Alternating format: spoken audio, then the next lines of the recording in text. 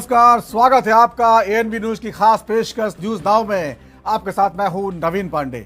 News now में आज सबसे पहले आपको बताएंगे यूपी में डिप्टी सीएम केशव प्रसाद मौर्य के सुर कैसे अचानक बदल गए हैं। वहीं दूसरे सेगमेंट में आपको बताएंगे हरियाणा में विधानसभा चुनाव का शोर शुरू होने पर कैसा लग रहा है आरोप प्रत्यारोप का दौर। साथ ही तीसरे सेगमेंट में आपको बताएंगे झारखंड में चंपई सोरेन को लेकर बीजेपी और जेएमएम के बीच कैसी बयानबाजी हो रही है। वहीं आखिरी सेगमेंट आपको बताएंगे महिला T20 वर्ल्ड कप बांग्लादेश से कहां शिफ्ट हो सकता है। तो चलिए बिना किसी देरी के शुरू करते हैं न्यूज नाउ। यूपी की सियासत में चल रही उहापोह के बीच सूबे के डिप्टी सीएम केशव प्रसाद मौर्य का बड़ा बयान सामने आया है। दरअसल मुख्यमंत्री योगी आदित्यनाथ को डिप्टी सीएम ने सबसे अच्छा मुख्यमंत्री बता दिया है। मिर्जापुर में कार्यक्रम में मौर्य ने कहा, देश में योगी जैसा कोई मुख्यमंत्री है क्या। बता दें केशव मौर्य के बारे में चर्चाएं रहती हैं कि उनके संबंध सीएम योगी से ठीक नहीं रहते, लेकिन इस वीडियो में केशव मौर्य ने पीएम मोदी के साथ साथ सीएम योगी आदित्यनाथ की जमकर तारीफ की है। ये जताने की कोशिश की है कि यूपी में सब ऑल इज वेल है। वहीं केशव मौर्य के इस बयान पर अब अखिलेश यादव ने तीखा तंज कस दिया है। उत्तर प्रदेश के डिप्टी सीएम केशव प्रसाद मौर्य का सीएम योगी आदित्यनाथ की तारीफ किया जाना चर्चा का विषय बना हुआ है। इसका वीडियो सोशल मीडिया पर खूब वायरल हो रहा है। वहीं केशव का बयान राजनीति में रुचि रखने वालों के लिए चर्चा का विषय बना हुआ है। दरअसल यूपी में सरकार और संगठन के बीच तनातनी की बात सुर्खियों में आने के बाद अब खुद केशव प्रसाद मौर्य का बयान बड़ा अहम माना जा रहा है। दरअसल उत्तर प्रदेश के उप मुख्यमंत्री केशव प्रसाद मौर्य ने जनता को संबोधित करते हुए मुख्यमंत्री योगी आदित्यनाथ की जमकर तारीफ की। डिप्टी सीएम ने कहा, योगी आदित्यनाथ देश के सबसे अच्छे मुख्यमंत्री हैं। उन्होंने लोगों से सवाल करते हुए कहा, क्या प्रधानमंत्री नरेंद्र मोदी जैसा विश्व में कोई और नेता है?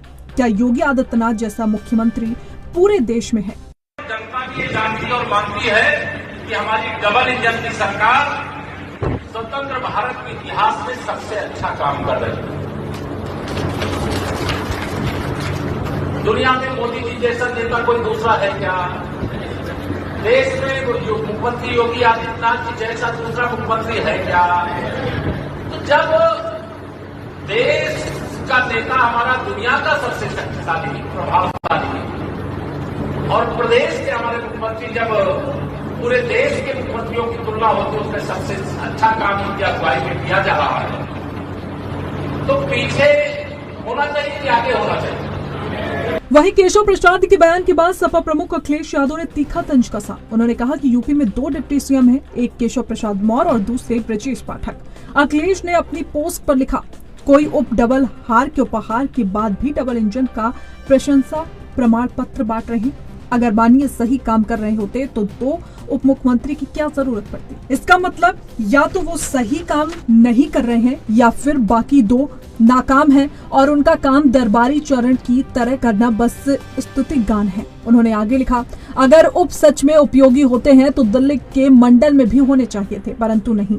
इसका जवाब देंगे उप या रहेंगे या चुप। दरअसल आपको बता दें कि जुलाई के शुरुआती महीनों में केशव प्रसाद मौर्य ने सोशल मीडिया पर पोस्ट कर कहा था कि सरकार संगठन से बड़ा होता है, कार्यकर्ताओं का दर्द मेरा दर्द है, कोई भी संगठन से बड़ा नहीं होता, कार्यकर्ता हमारे गर्व हैं। बता दें कि केशव प्रसाद मौर्य 2017 में यूपी के प्रदेश अध्यक्ष थे। मुख्यमंत्री के दावेदारों में उनका नाम लिस्ट में सबसे ऊपर था। हालांकि पार्टी ने 312 सीटें जीतकर योगी आदित्यनाथ के नेतृत्व में सरकार बनाई और केशव प्रसाद को मुख्यमंत्री का पद सौंपा। वहीं 2022 का चुनाव योगी आदित्यनाथ के नेतृत्व में लड़ा गया और पार्टी ने फिर बड़ा बहुमत प्राप्त कर सरकार बनाई। इस सरकार में दिनेश शर्मा की जगह ब्रजेश पाठक को दूसरा उप मुख्यमंत्री बनाया गया, जबकि केशव प्रसाद मौर्य को लगातार दूसरी बार उप मुख्यमंत्री की कुर्सी सौंपी गई। वहीं यूपी बीजेपी में सीएम और डिप्टी सीएम के बीच विवाद के आरोप सपा प्रमुख समय समय पर उठाते रहे हैं।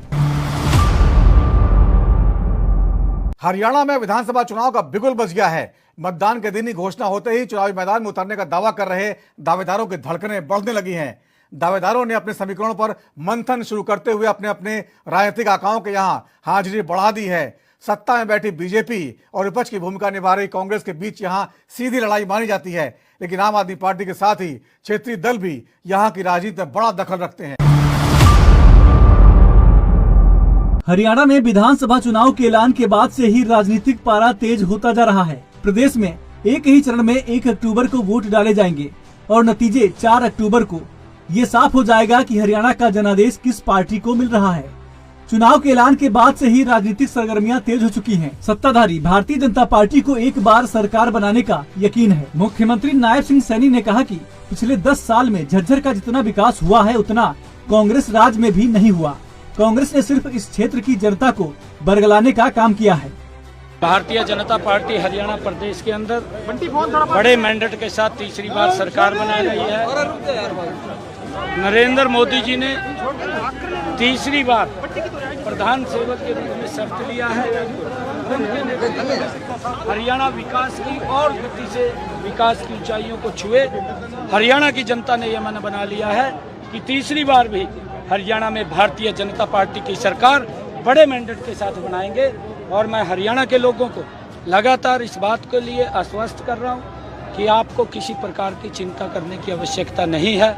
जब तक आपका बेटा भाई बैठा है, हर व्यक्ति के सम्मान को सुनिश्चित करना ये हमारी सरकार की जिम्मेवारी है और उसमें हम कोई कमी नहीं है। झज्जर में भी कमल का फूल खिल रहा है, बादली में भी खिल रहा है, बेरी में भी खिल रहा है। चारों की 4 सीटों के अंदर कमल का फूल खिलेगा। बादली में भी कमल का फूल खिल रहा है, क्योंकि कांग्रेस ने एक झूठ का बवंडर खड़ा किया था। भूपेंद्र हुड्डा लगातार झूठ बोलता रहता है, उसके पास बताने के लिए कुछ नहीं है। वो तो खाली हिसाब मांगता फिर रहा है। कोई जोर लग रहा है हिसाब मांगने में? किसी को भी कहेगा खड़े होकर कह दे भाई ये बता के आ तेरे पास, बताने में कोई जोर लग रहा? जोर तो उसमें लगता है जो करे हो उसको बताने में जोर लगता है। हम लगातार, मैंने अभी झज्जर के कामों की चर्चा की है, आप लोग उनको छापना और ये भूपेंद्र सिंह हुड्डा तक बताना कि झज्जर के अंदर कितना विकास का कार्य 10 वर्षों के अंदर भारतीय जनता पार्टी की सरकार ने किया है। ये बताने का, वो भी अपने कार्यकाल के अंदर किस प्रकार से मिर्चपुर कांड हुआ, किस प्रकार से गोहाना कांड हुआ, उसके बारे में भी बताने का काम करे। किस प्रकार से उनकी सरकार में किस प्रकार से पिछड़ों के ऊपर अत्याचार हुए, किस प्रकार से दलितों के ऊपर अत्याचार हुए और किस प्रकार से उन्होंने युवाओं का शोषण किया है। भाई ये भी बताने का काम करे। वो चक्कर काट रहे हैं बेचारे, कोई कोर्ट बाहर कर देता है, कोई कुछ कर देता है, परंतु वो भी बताने का काम करे कि हमारी 10 वर्षों के अंदर ये काम हुआ है। किस प्रकार से युवाओं को पर्ची और खर्ची से इनके समय में रोजगार मिलता था। आज हमारी सरकार के अंदर बिना पर्ची बिना खर्ची के रोजगार भी। वहीं दूसरी तरफ कांग्रेस सत्ता में वापसी का दावा कर रही है। सभी पार्टियों ने चुनाव की तैयारी तेज कर दी है। कांग्रेस इस बार बीजेपी को सत्ता से बेदखल करने के लिए कई रणनीति बना रही है। एक दिन पहले ही रोहतक के सांसद दीपेंद्र हुड्डा ने ओलंपियन विनेश फोगाट के स्वागत के लिए इंदिरा गांधी इंटरनेशनल एयरपोर्ट से हरियाणा तक एक विशाल रोड शो का नेतृत्व किया। कांग्रेस की तरफ से उठाए जा रहे कुछ अन्य कदमों के साथ इस कदम को 1 अक्टूबर को होने वाले विधानसभा चुनाव से पहले बीजेपी को आक्रामक रूप से घेरने के प्रयास के रूप में देखा जा रहा है। भाजपा सरकार ने 10 साल जो हरियाणा को विकास की पटरी से उतारने का काम किया, आज देश में इससे आगे पहुंचा दिया। हरियाणा को भाजपा ने बेरोजगारी में, महंगाई में, नशे में, अपराध में और भ्रष्टाचार में। इसीलिए आज प्रदेश की जनता 10 साल के भाजपा कुशासन से अपने आप को ठगा महसूस कर रही है। बदलाव के लिए कांग्रेस पार्टी की तरफ आशा भरी नज़र से प्रदेश की जनता ने अपना मन बनाया है और इसी बात को आगे लेके हम हरियाणा मांगे हिसाब कार्यक्रम के माध्यम से हर एक विधानसभा में ये अभियान चल रहा है। डोर टू डोर कैंपेन भी चल रहा है और हमारा पदयात्रा कार्यक्रम चल रहा है। आज ये 40वां विधानसभा क्षेत्र अम्बाला कैंट, जिसमें मुझे विधानसभा में एक पदयात्रा के रूप में आने का अवसर मिला है। और कैंट के अंदर जो आज आपने खुद ही देखा होगा, आज हजारों की संख्या में लोग जैसे उमड़ के आए और जिस जोश के साथ उमड़ के आए, निश्चित तौर से कैंट के लोगों ने मन बना लिया है। कांग्रेस पार्टी बड़े बहुमत के साथ ये यहाँ से जीतने जा रही है। मैं आज के कार्यक्रम में उमड़ी हुई जो आज भावना है, इसके लिए हमारी बहन चित्रा के नेतृत्व में मैं इनको बधाई देता हूँ। सभी साथियों को जिनके सहयोग से आज ये कार्यक्रम में लोग आए, मैं एक एक साथी को बधाई देता हूँ और चौधरी निर्मल सिंह जी को भी अपनी तरफ से। प्रदेश भर में चुनाव को लेकर क्या कुछ तैयारियां हैं, कितने आश्वस्त है जीत को लेकर? हमें पूरा विश्वास है, लोग का साथ और आशीर्वाद मिलेगा। मैं लगातार आपने जो है लोगों की एक हरियाणा कोने कोने में मुझे जाने का अवसर मिला है और मैं अगर पिछले 1.5-2 महीने में देखूं तो लगभग 50 विधानसभा क्षेत्रों में जाने का अवसर मिला है। तो प्रदेश के हर कोने में एक ही आवाज़ आ रही है कि बीजेपी की सरकार जारी है और हुड्डा साहब के नेतृत्व में, चौधरी उदय भान जी की अध्यक्षता में कांग्रेस पार्टी की सरकार आ रही है। वहीं दिल्ली के बाद पंजाब में प्रचंड बहुमत के साथ सरकार बना चुकी आम आदमी पार्टी अब हरियाणा की ओर निहार रही है। इस बीच इस दौरान विश्व हिंदू तख्त के अंतर्राष्ट्रीय महासचिव और पंजाब के प्रभारी स्वामी विकास दास अपने अनुयायियों और सैकड़ों समर्थकों के साथ आम आदमी पार्टी में शामिल हुए। स्वामी विकास दास धर्म जागरण संत प्रमुख हैं और संत सुरक्षा मिशन के राष्ट्रीय उपाध्यक्ष हैं। इसके अलावा 25 साल से आरएसएस में रहे और प्रथला विधानसभा से बीजेपी के संयोजक सुरेश चौधरी और उनके बेटे बल्लभगढ़ से बीजेपी के मंडल अध्यक्ष राहुल चौधरी भी अपने सैकड़ों समर्थकों के साथ आम आदमी पार्टी में शामिल हुए। इस दौरान आम आदमी पार्टी प्रदेश अध्यक्ष सुशील गुप्ता ने कहा कि हरियाणा के लोग बदलाव चाहते हैं, यहाँ के लोग दिल्ली की तरह स्कूल चाहते हैं और पंजाब की तरह विकास चाहते हैं। अरविंद केजरीवाल जी की नीतियों को लेते हुए, इनकी बेहतरीन शिक्षा चिकित्सा व्यवस्था को देखते हुए, 24 घंटे फ्री बिजली और पानी की व्यवस्थाओं को देखते हुए सैकड़ों साथियों के साथ विकास दास महाराज जी ने बीजेपी छोड़ के, सुरेश चौधरी जी ने आरएसएस छोड़ के आम आदमी पार्टी को ज्वाइन किया और अरविंद केजरीवाल जी की नीतियों का प्रचार प्रसार करने का शुभारंभ किया। आम आदमी पार्टी के सत्ता में आने की तैयारी शुरू हो गई है और बीजेपी की सत्ता से बाहर जाने की तैयारी शुरू हो गई है। हरियाणा की जनता अब हरियाणा के लाल अरविंद केजरीवाल को चाहती है।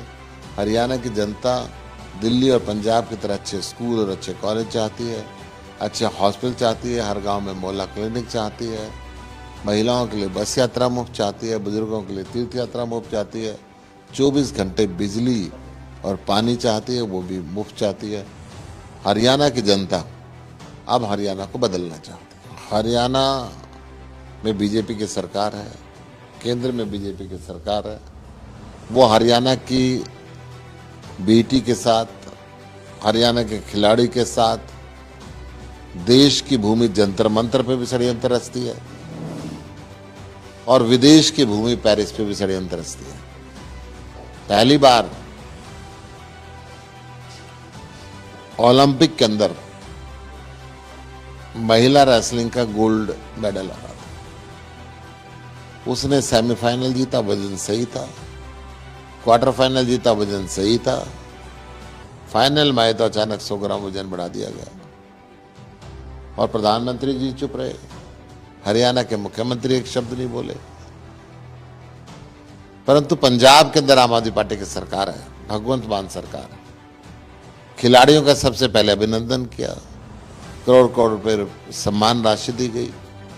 आम आदमी हमेशा खिलाड़ियों के साथ भी है, कर्मचारियों के साथ भी है, किसान के साथ भी है, व्यापारियों के साथ भी है और पूरी ताकत के साथ इस देश को विकसित करने में लगी है। दरअसल कांग्रेस की यह नई आक्रामकता हाल ही में संपन्न हुई लोकसभा चुनाव में उसके बढ़े हुए वोट शेयर की पृष्ठभूमि में आई है, जहां उसे 2019 में मिले 28% से बढ़कर 43% वोट मिले। इसने 10 साल बाद राज्य में अपना खाता भी खोला, जिसमें से 10 लोकसभा सीटों में से 5 पर जीत हासिल की। एमएसपी के मुद्दे पर कांग्रेस चुनाव में बीजेपी को निशाना बना रही है। हालांकि राज्य सरकार ने हाल ही में सभी 24 फसलों की एमएसपी पर खरीद की घोषणा की है। ऐसे में देखना दिलचस्प होगा कि क्या इस बार प्रदेश में बीजेपी लगातार तीसरी बार सत्ता में आकर हैट्रिक लगा पाती है या फिर प्रदेश की जनता इस बार सूबे की सत्ता का सिंहासन किसी और को सौंपेगी। झारखंड में जारी सियासी भूचाल और चंपई सोरेन को लेकर जारी अटकलों के बीच बयानबाजी का दौर जारी है, जहां एक और विपक्ष इस मामले पर बीजेपी को जिम्मेदार बता रहा है, वहीं विपक्ष चंपई सोरेन को लेकर सहानुभूति दिखाती दिखाई दे रही है। हालांकि कयास लगाए जा रहे हैं कि पूर्व सीएम चंपई सोरेन बीजेपी का दामन थाम सकते हैं। झारखंड के पूर्व सीएम चंपई सोरेन की जेएमएम से नाराजगी के बीच झारखंड के मुख्यमंत्री हेमंत सोरेन ने बीजेपी पर विधायकों की खरीद फरोख्त का आरोप लगाया है।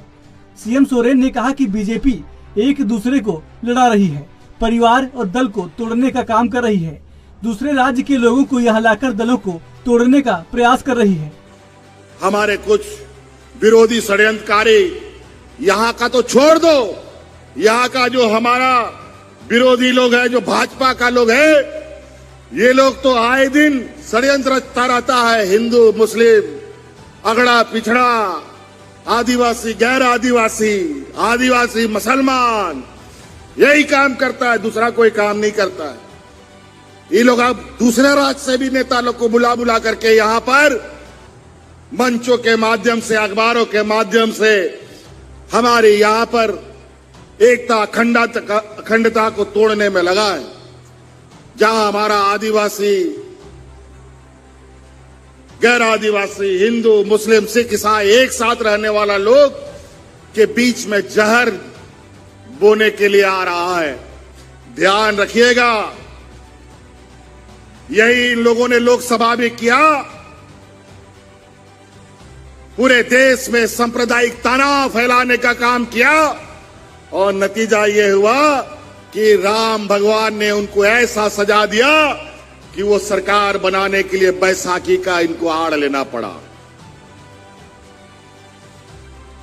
तो इस बार हमारे विधानसभा में भी इस तरीके का फूट फोड़ने वाला, समाज में जहर घोलने वाला लोगों को पहचान के रखिएगा। समाज में जो जहर घोलता है वो राज्य और देश का विकास नहीं कर सकता है। जो समाज तोड़ने का काम करता है वो राज्य और देश का विकास नहीं कर सकता। झारखंड में जारी सियासी भूचाल और चंपाई सोरेन को लेकर जारी अटकलों के बीच झारखंड बीजेपी के प्रदेश अध्यक्ष बाबूलाल मरांडी ने बड़ा बयान दिया है। बीजेपी के प्रदेश अध्यक्ष बाबूलाल मरांडी ने चंपाई सोरेन के एक्स पर पोस्ट का जिक्र करते हुए कहा कि उनके कार्यकाल के दौरान उनका अपमान किया गया था। मरांडी ने कहा कि जिस तरह से उन्होंने पोस्ट लिखा है उससे उनका दर्द दिख रहा है।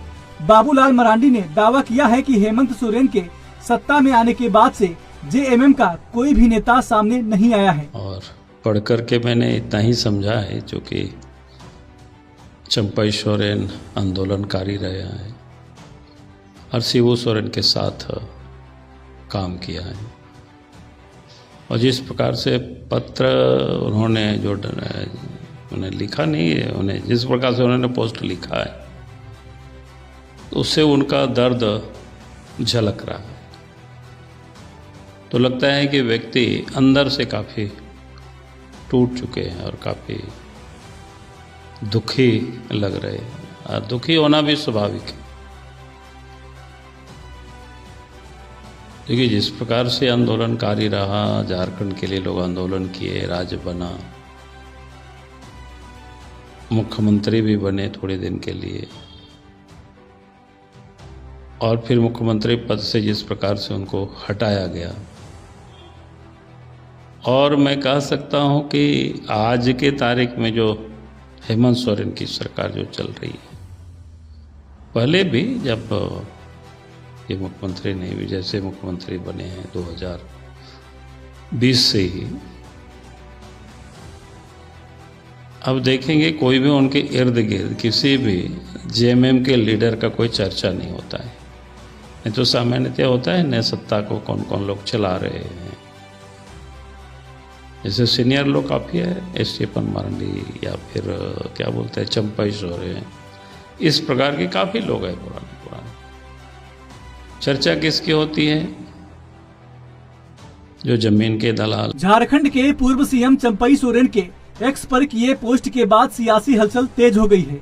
इसी कड़ी में झारखंड के मंत्री और कांग्रेस नेता बन्ना गुप्ता की प्रतिक्रिया सामने आई है।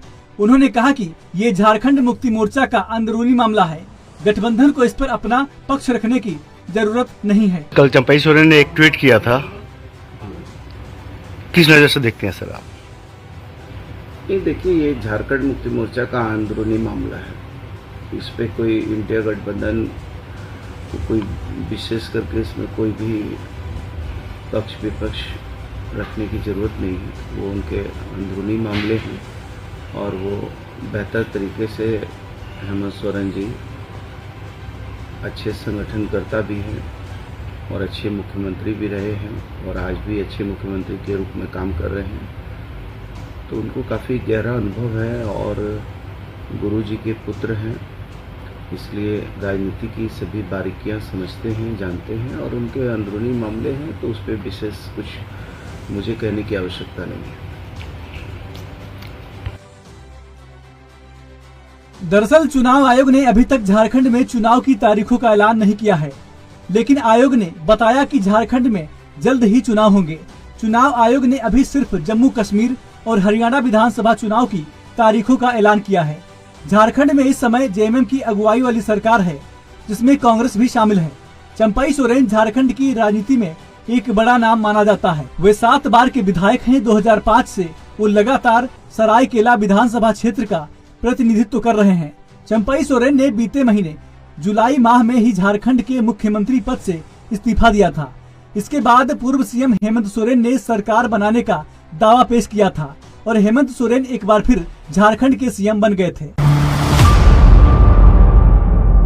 और बात क्रिकेट की, वीमेंस टी20 वर्ल्ड कप बांग्लादेश से शिफ्ट हो सकता है। टूर्नामेंट 3 से 20 अक्टूबर तक होना है। बांग्लादेश में जिस तरह राजनीतिक अस्थिरता का दौर चल रहा है, उससे इंटरनेशनल क्रिकेट काउंसिल इसे शिफ्ट करने का फैसला कर सकता है। वीमेंस वर्ल्ड कप की मेजबानी के विकल्प पर यूएई सबसे आगे है। हालांकि श्रीलंका और जिम्बाब्वे क्रिकेट बोर्ड ने भी बांग्लादेश से टूर्नामेंट शिफ्ट किए जाने पर अपने यहां कराने को लेकर रुचि जाहिर की है। देखिए हमारी खास रिपोर्ट। मीडिया रिपोर्ट के मुताबिक वीमेंस टी20 वर्ल्ड कप बांग्लादेश से शिफ्ट किए जाने पर यूएई इसकी मेजबानी का प्रबल दावेदार है। यूएई में दुबई, अबू धाबी और शारजाह में इंटरनेशनल स्टेडियम है। यूएई पहले भी टी20 वर्ल्ड कप का आयोजन कर चुका है।